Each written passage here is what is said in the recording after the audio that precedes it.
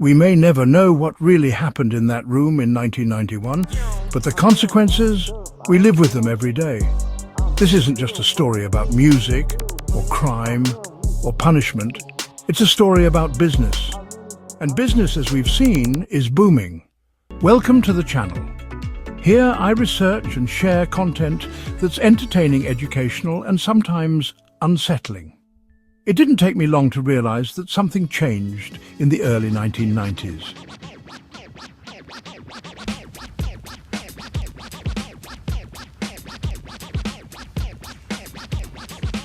In this video, you'll understand why I had to go back through policies, prison records, and billboard charts. I wanted to know how two of America's most opposite industries, music and incarceration, ended up so perfectly aligned. And where that story begins is 1991. After this video, if you haven't seen the actual letter, you can see it in part 2. According to that anonymous letter that resurfaced in 2012, that was the year a secret meeting took place, allegedly between powerful music executives and private stakeholders. The supposed goal? Push a new wave of gangster rap that glorified crime, while investing in the rising private prison industry. It sounded like fiction. But then I looked at the facts. By 1990, the war on drugs had already ravaged Black and Latino communities. The Anti-Drug Abuse Act of 1986 enforced mandatory minimums. Here's one fact that changed the future of millions of people. In 1986, the US government passed a law that punished crack cocaine 100 times more severely than powder cocaine. If you were caught with just 5 grams of crack, roughly the weight of a few paper clips, you'd get the same mandatory 5-year federal sentence as someone caught with 500 grams of powder. That wasn't just a number, it was a weapon. Crack was more common in poorer black neighborhoods. Powder was more common in wealthy white ones. Same drug, different form, but wildly different consequences. The result? A law that locked up black Americans at staggering rates, while largely sparing white middle-class users of the same substance. That 100-to-1 disparity stood for over 2 decades, not because it was fair, but because it was profitable. And then came the 1994 crime bill. Pushed by Joe Biden, signed by President Clinton, it poured billions into building new prisons, hiring more police, encouraging states to adopt even harsher laws. It wasn't about rehabilitation, it was about incarceration at scale. Meanwhile, 2 players quietly emerged in the background, CoreCivic and GEO Group. These are 2 very powerful private prison corporations. Their model was chilling in its simplicity. More inmates, more revenue. They lobbied for stricter laws, built more beds, and ensured their facilities only turned a profit when full. So how do you guarantee a steady flow of prisoners? What if you could influence the culture itself?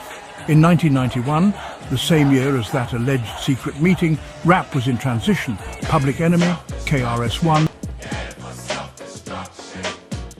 X-Clan, walking in my big black boots, living off the earth, eating herbs and fruits. Artists who spoke truth to power, protest music, revolutionary lyrics.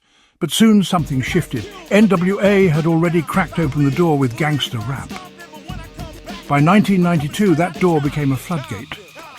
Record labels, often owned by larger corporate conglomerates, began aggressively signing artists who glorified crime, violence, and chaos. By 1993, rappers like Tupac, who blended part social commentary, part gangster lyrics with similes and metaphors, experienced the industry choosing to promote more of the gangster-style lyrics instead of the conscious rap style.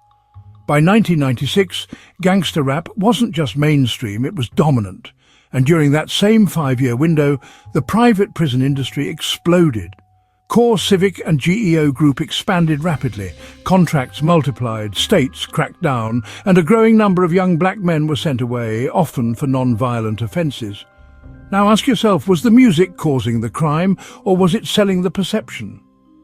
Insiders have admitted it. There was pressure to sign edgy artists. Conscious rappers were dropped, political messages erased from the airwaves, radio programmers stopped spinning tracks that spoke of unity, resistance, or empowerment. Why? Because consolidation was happening. Fewer companies owned more of the industry. And behind those companies, shareholders, investors, in some cases those with direct ties to private security and prison services. By 1999, America had the largest prison population in the world, the majority young black men. At the same time, just 3 major labels controlled most of rap music, and those labels, through parent companies, had stakes in the very industries profiting from mass incarceration. Coincidence or convergence? Let's look at the numbers. In 1991, just over 1.1 million Americans were incarcerated. By 2025, that number approached 2 million. That's 1 in every 100 adults. Private prisons, barely on the map in 1991. But today, over 100 such facilities operate across the country. Together, they house more than 8% of the prison population. That may sound small, until you realize it means tens of thousands of people are behind bars. Not for justice, but for revenue. Now consider this. While prisons filled up, the music industry ballooned. In 1991, it earned around $15 billion. By 2025, thanks to streaming and algorithm-driven content, it surpassed $26 billion. And rap, it's one of the most streamed genres in the world. So what changed between 1991 and 2025? The prisons got fuller, the labels got richer, the sentencing got harsher. And the communities hit hardest stayed the same. Black Americans make up just 14% of the US population, but 33% of the prison population. A black man with crack cocaine once faced the same sentence as a white man with 100 times more powder cocaine. Same drug, same crime. Vastly different outcome. Even today, black men receive sentences that are 13% longer than white men for the exact same offences. This video is here to help you see things differently, to open your eyes and get you thinking. It's not about giving all the answers, but about asking the right questions. Who gets signed? Who gets silenced? Who profits when violence is glorified in music and criminalized in the streets? Was the anonymous letter real? We still don't know. But nearly every prediction it made came true. And it described a system where 2 industries, music and prisons, would feed off one another in a self-perpetuating loop. Was that engineered, or simply too profitable to stop?